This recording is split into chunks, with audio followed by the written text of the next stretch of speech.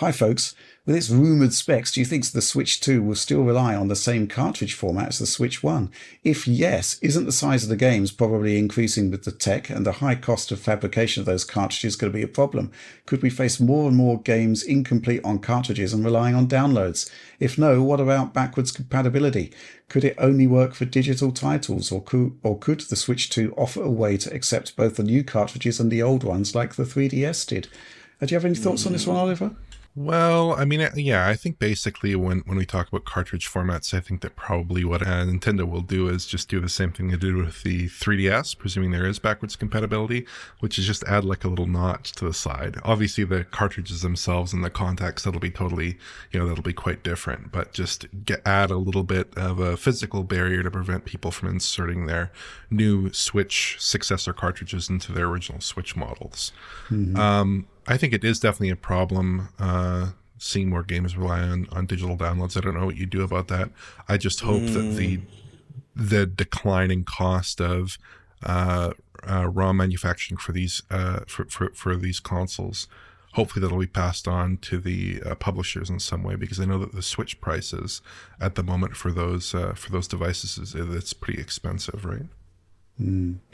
John? Yeah, the prices for manufacturers, it sort of spikes with the higher end Switch cartridges, which is why so many developers, I think, have opted to ship games in smaller cartridges and rely on download codes. I've also seen this trend where games that initially shipped complete on cartridge are starting to now ship out with new retail versions that are pure digital, right? So I think Mario and Rabbids, the first one, if you go to a store now and you find a box copy, it's just a code in a box, when they definitely shipped it on cart. So obviously these companies are taking cartridge pricing into consideration, and I really hope Nintendo finds a way to at least bring them down to a reasonable level to discourage that sort of behavior, because I do think more than any others, I think the physical market is still very important to Nintendo, especially with their broad range of ages that they target, including younger kids, where I think it's easier just to have a product on a shelf that you can give to them versus dealing with the download situation.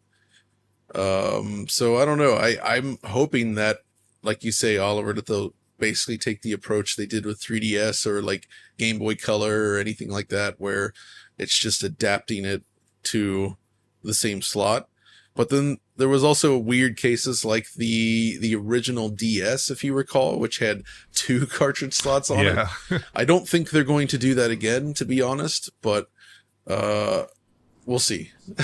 I think there's got to be a new storage format, right? Because we're going to be moving from a system that kind of worked with smaller capacity cartridges to a system that's going to be at least, touching the power of last generation systems that were requiring 50 gigabyte Blu-rays or more than one. So I suspect there is going to need to be a new storage system in place. Whether it is backwards compatible or not, I don't know. I guess the sort of example I can think of is the SD card slot hasn't really changed in a very, very long time, yet it does seem to have got faster and faster and faster. That's true. Maybe there is something there. Maybe they will do two slots. Maybe it will be digital only, which I think would be a mistake, especially for that audience. It'd be a disaster. Absolutely. Yeah, and I do think there will be backwards compatibility. So, interesting. I think they will have to come up with a system that accommodates both formats, whether it's one slot or 2.